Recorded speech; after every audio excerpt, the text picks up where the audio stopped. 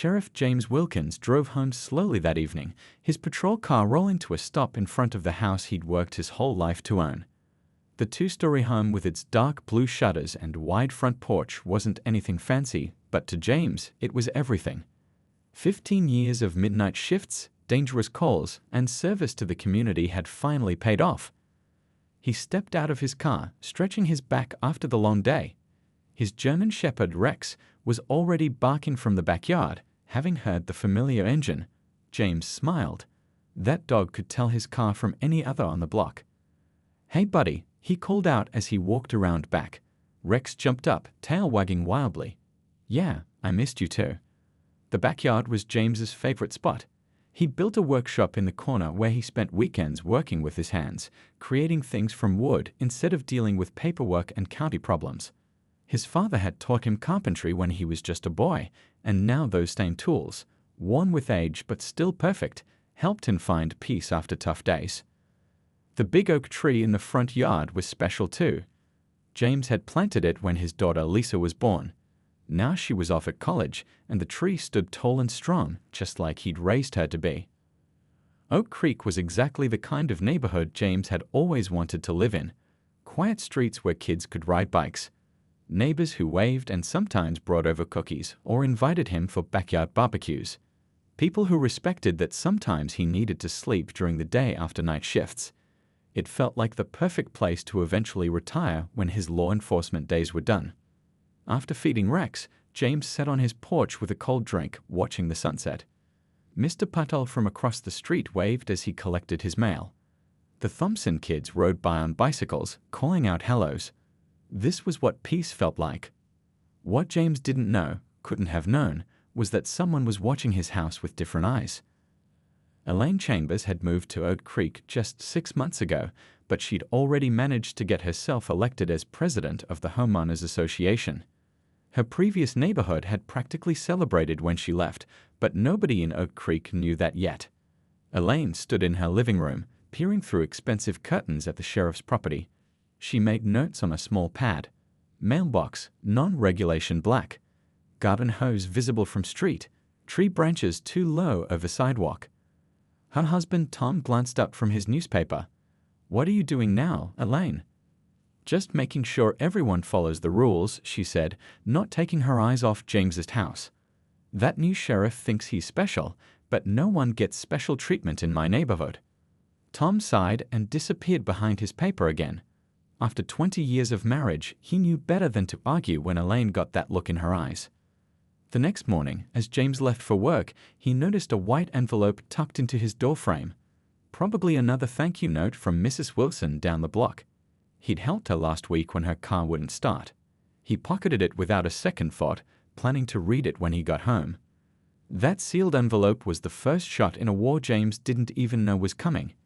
Inside was not a thank you note, but the first of many HOA violation notices, each typed in perfect letters and signed with Elaine's sharp, angular signature. By the time James pulled into his driveway that evening, Elaine had already made 3 more inspection passes by his property and added 2 violations to her growing list. From her window, she watched him park, the blue and gold sheriff's badge catching the evening light. "Rules are rules," she whispered to herself, "and nobody is above them, not even the sheriff." James, tired from a long shift handling a car accident on the highway, had no idea that his peaceful life was about to change forever. James opened the envelope he found on his door and frowned. It wasn't a thank you note at all, but a formal letter with the Oak Creek HOA logo at the top. He read it twice, not quite believing what he was seeing. Violation number 1. Mailbox color not in compliance with HOA standards, Section 4.3. Violation number 2. Trash receptacles visible from street beyond permitted hours on collection day, Section 7.1. Violation number 3. Front yard tree requires trimming to maintain neighborhood aesthetic, Section 12.5. At the bottom was a signature. Elaine Chambers, HOA president, with a phone number and a deadline for fixing the issues. "You've got to be kidding me," James muttered, looking at his perfectly normal black mailbox. He'd never even known there was a specific shade of black that mailboxes needed to be. That weekend, instead of working on the birdhouse he'd been planning to build for the backyard, James spent his time painting his mailbox the exact shade of midnight coal that the HOA guidelines required. He trimmed the lower branches of his oak tree and made sure his trash cans were tucked away in the garage, completely out of sight. "There," he said to Rex, who had been watching him work all morning. "That should take care of it." But the following Friday, another envelope appeared in his door. This time, there were new violations. His garden hose wasn't properly stored, the flowers he planted weren't on the approved vegetation list, and apparently, the shade of midnight coal he used on his mailbox was actually onyx shadow, according to the paint receipt he'd submitted, which wasn't approved. "This is getting ridiculous," James told his neighbor, Bill, who was walking his dog past James's house. Bill shook his head. "She's been after the Hendersons too, and the Garcias had to tear out their entire vegetable garden last month." "Who is this woman?" James asked, the letter crumpled in his hand. "Karen from hell, that's who," Bill said quietly, looking around as if she might appear. "She forced the Wongs to move out after 6 months of harassment. Their kid's basketball hoop violated some rule about sporting equipment visibility or something." James sighed and got to work fixing the new violations. As a sheriff, he believed in following rules, even if they seemed silly. But over the next few weeks, the violations kept coming. His grass was half an inch too high. The welcome mat on his porch wasn't from the approved vendor list. The blinds in his front window weren't the right color. When the monthly HOA meeting rolled around, James decided to attend. The community center was packed with homeowners, many looking as frustrated as he felt. Elaine sat at the front table, a stack of papers neatly arranged before her, her gray hair pulled back in a tight bun. James waited patiently through discussions about the community pool hours and new landscaping for the entrance. When they finally opened the floor for homeowner comments, he raised his hand. "Hi, I'm James Wilkins from Oak Ridge Drive," he said when called on. "I'm concerned about the number of violation notices being issued. In the past month, I've received 7 notices for things that seem very minor." Elaine's smile didn't reach her eyes. "Sheriff Wilkins, isn't it? Well, I would think that someone in law enforcement would understand the importance of rules better than most." There were a few uncomfortable laughs from the crowd. "I do understand rules," James said calmly. "But I'd also understand the difference between enforcing important safety regulations and harassing people over the shade of black on their mailbox." The room went quiet. Elaine's smile disappeared completely. "If anything," she said, her voice sharp enough to cut glass, "an officer of the law should be held to an even higher standard of community compliance. Or do you think your badge puts you above the rules the rest of us follow?" James felt every eye in the room on him. Some neighbors looked away, embarrassed for him. Others nodded in agreement with Elaine. "That's not what I meant," he started, but Elaine had already moved on to the next raised hand. Walking home after the meeting, James's phone buzzed with a text from Bill. "Now you've done it. She's gonna make your life hell." James shook his head, not wanting to believe someone could be that petty. But the next morning, there were 2 more violation notices on his door, and he realized this battle was just beginning. 2 weeks after the HOA meeting, James packed his bags for a mandatory training course 3 states away.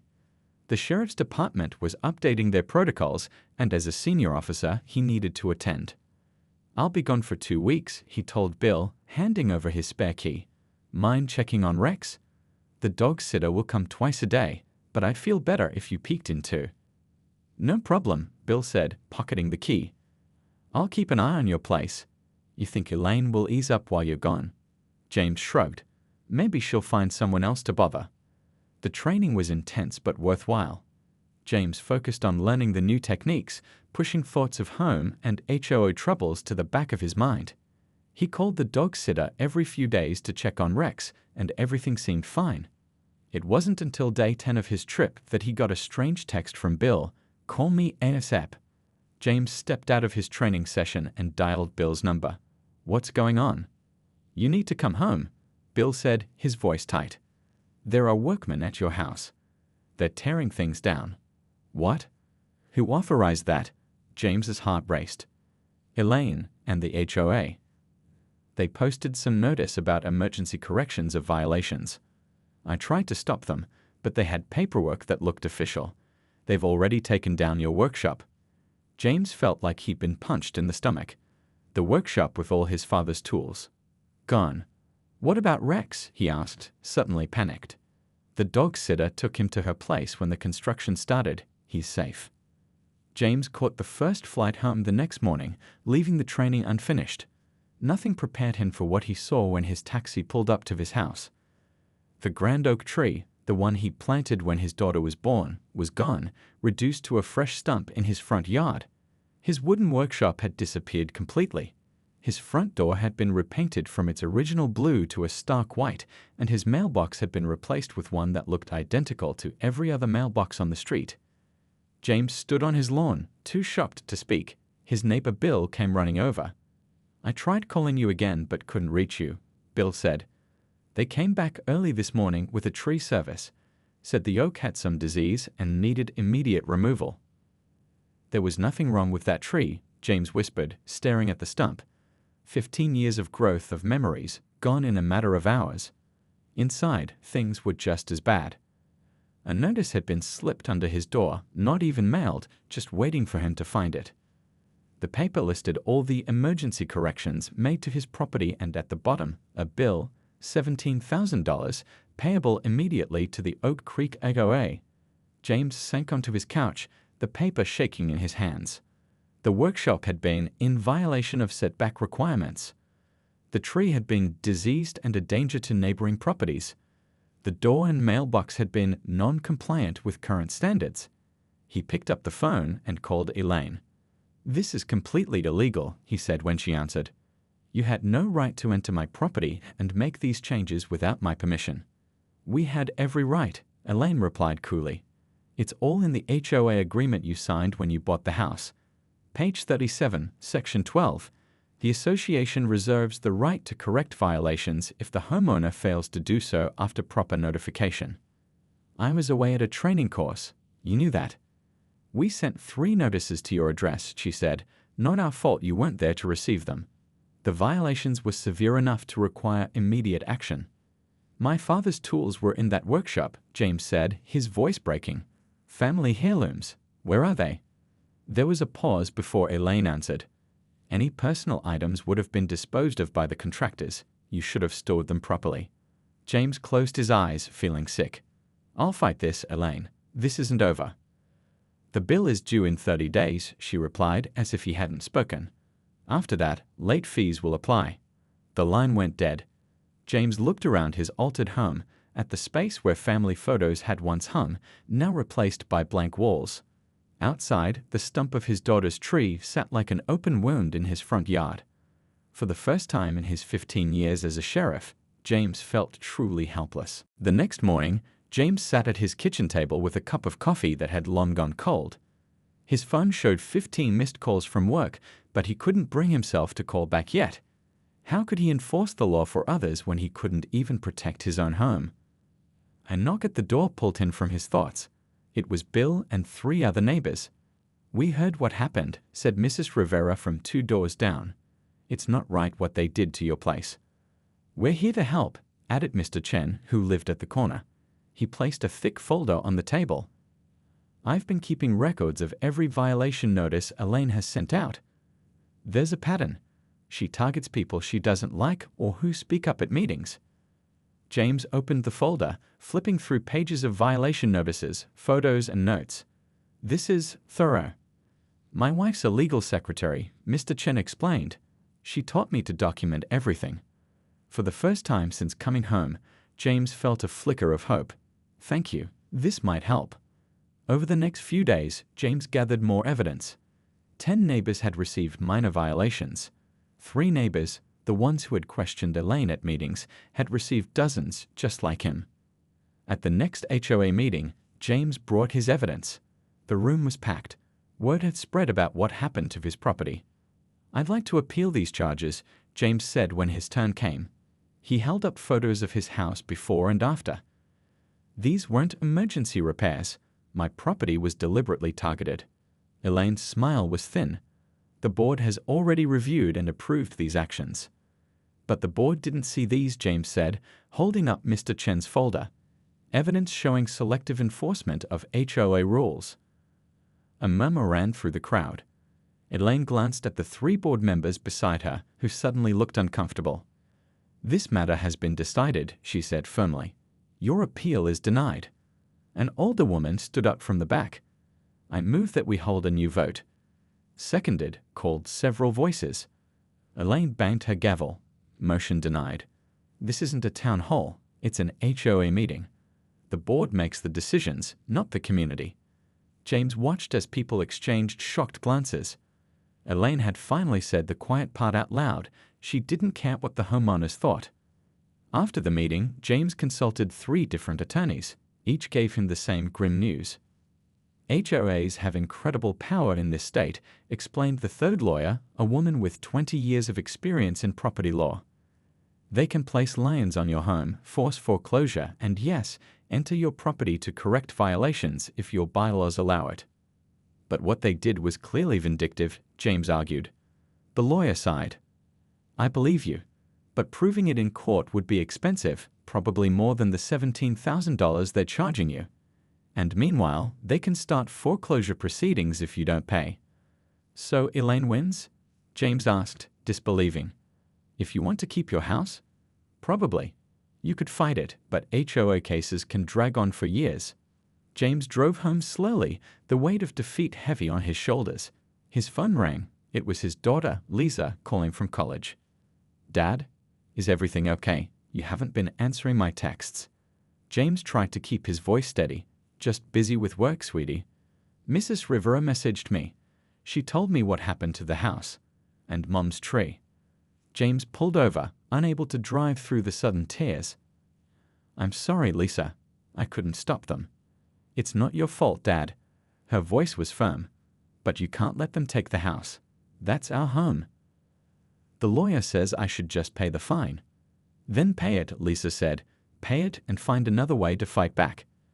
You always taught me that sometimes you have to take a step back to move forward." That night, James wrote a check for $17,000, nearly emptying his savings account, and dropped it in Elaine's mailbox with a note that read, "Paid under protest." The next morning, he woke up with a new resolve. If he couldn't fight Elaine as a homeowner, maybe he could fight her another way. He picked up his sheriff's badge, looking at it with fresh eyes. Sometimes the law worked in unexpected ways, and nobody knew that better than him. The next morning, James drove to work with a plan forming in his mind. He wasn't going to let anger cloud his judgment. He was going to be smart about this. At the station, Deputy Rodriguez looked up in surprise. "Thought you were taking some time off, boss." "Changed my mind," James said, hanging up his hat. "I need to stay busy." Instead of diving into his usual paperwork, James pulled up property records for Oak Creek. As sheriff, he had access to public databases that most people didn't know how to navigate. He wasn't misusing his position. Anyone could request these records.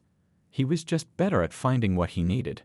The HOA's financial statements were public record.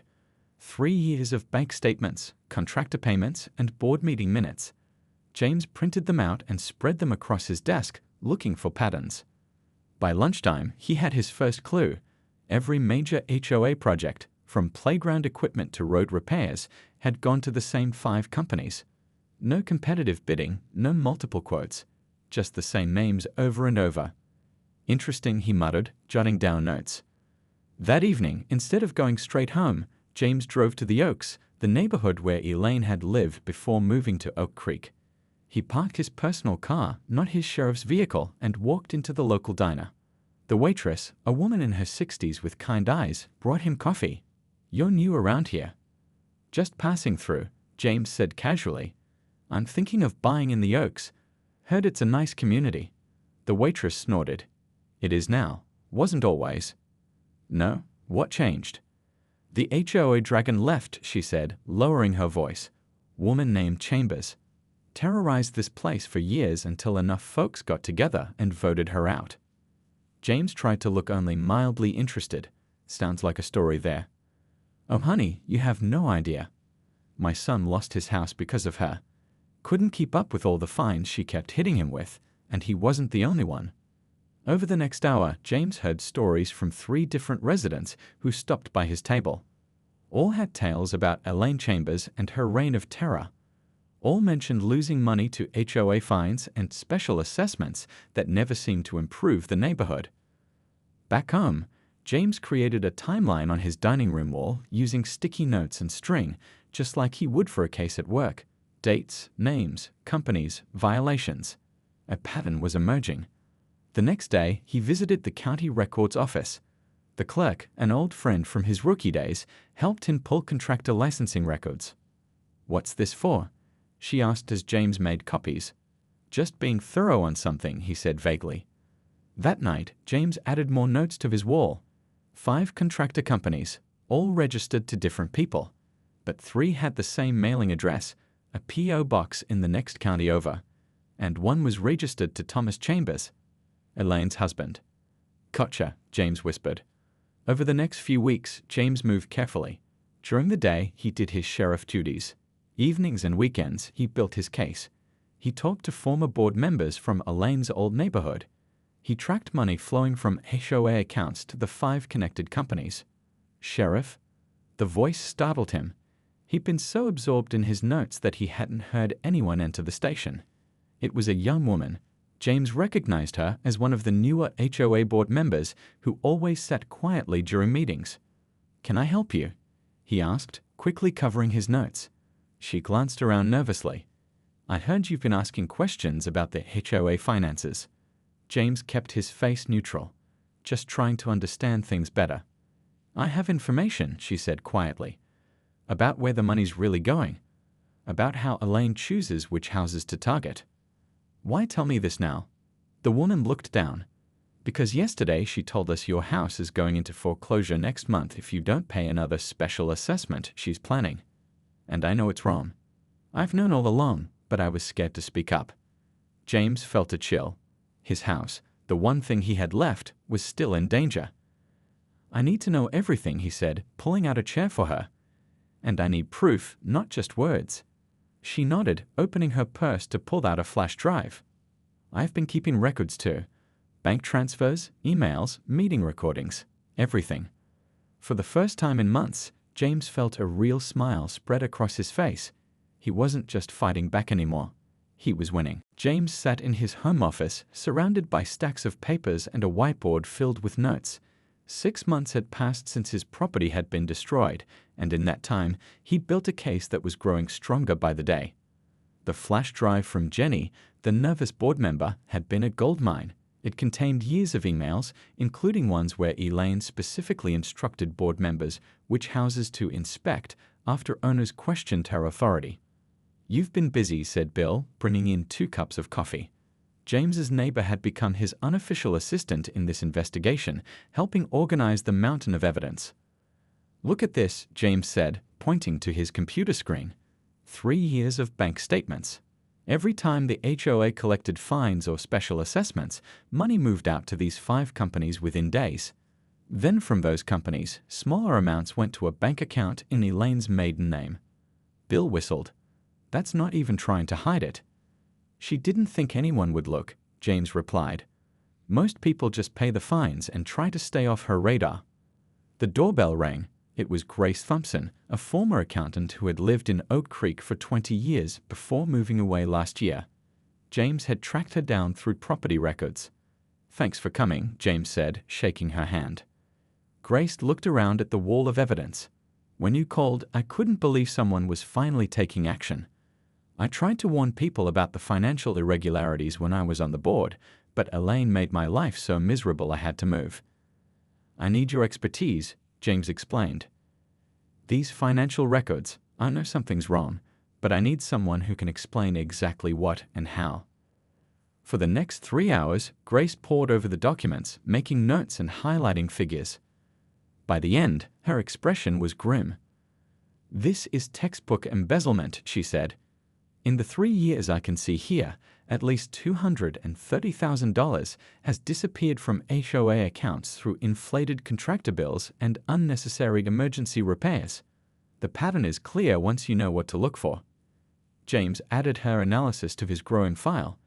With a financial expert willing to testify, his case was becoming ironclad.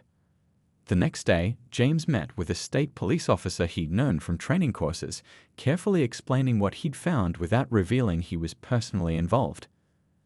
Hypothetically, the officer said after reviewing the evidence, this would interest our white-collar crime unit. If someone brought this to them with proper documentation, they'd definitely investigate. How much documentation would they need? James asked. Everything you've shown me, plus witness statements. And they'd want to move quickly once they started to prevent evidence from disappearing. James nodded. That night, he called Jenny. I need to know who else on the board might be willing to talk, he said. People who felt pressured by Elaine but went along with it. Jenny was quiet for a moment. Doug Wilson. He's only been on the board 6 months. He voted with Elaine on your property because she threatened to target his house next if he didn't. He feels terrible about it. 3 days later, James sat in a coffee shop 2 towns over with Doug, recording his statement. The man looked like he hadn't slept in weeks. She has this way of making you feel like you have no choice, Doug explained, hands shaking around his cup. She'd remind us that she knew people at the bank, that she could make problems for anyone who crossed her. Did she specifically mention using HOA powers to target people who opposed her? Doug nodded. All the time. She called it making examples. Your house was supposed to be the big one. Show everyone what happens when you stand up to her. James felt a chill, remembering the destruction of his workshop, his tree. And the money? Did you know about that? I suspected. The numbers never added up, but she's the only one with full access to the accounts. When I asked questions, she said it was treasurer business and shut me down. By the end of the month, James had statements from 3 current board members and 4 former ones. He had financial records showing a clear pattern of fraud. He had emails proving targeted harassment of homeowners who spoke against Elaine. The state police investigator looked through the final file, eyebrows rising higher with each page. When he finished, he closed the folder and looked at James. We're ready to move. When's the next HOA meeting? James checked his calendar. Next Tuesday. She's planning to announce new landscaping requirements. The investigator nodded. Perfect timing. The community center buzzed with conversation as neighbors filed in for the monthly HOA meeting. More people than usual had shown up. Word had spread that Elaine was announcing new landscaping requirements that would force everyone to use her brother-in-law's company. James sat quietly in the back row. He wore regular clothes, not his uniform. Tonight, he wasn't here as the sheriff, but as a homeowner. Bill sat beside him, along with Mr. Chen, Mrs. Rivera, and several others who had helped gather evidence over the past months. Nervous? Bill whispered. James shook his head, just ready for this to be over. At exactly 7 o'clock, Elaine strode to the front of the room, her usual folder of papers clutched to her chest. She wore a crisp blue blazer and her signature pearl necklace, her power outfit for meetings. The room quieted as she tapped the microphone. Good evening, everyone. We have a full agenda tonight, so let's get started. She smiled, scanning the crowd. Her eyes paused briefly on James before moving on. First, I'm pleased to announce our new community beautification initiative.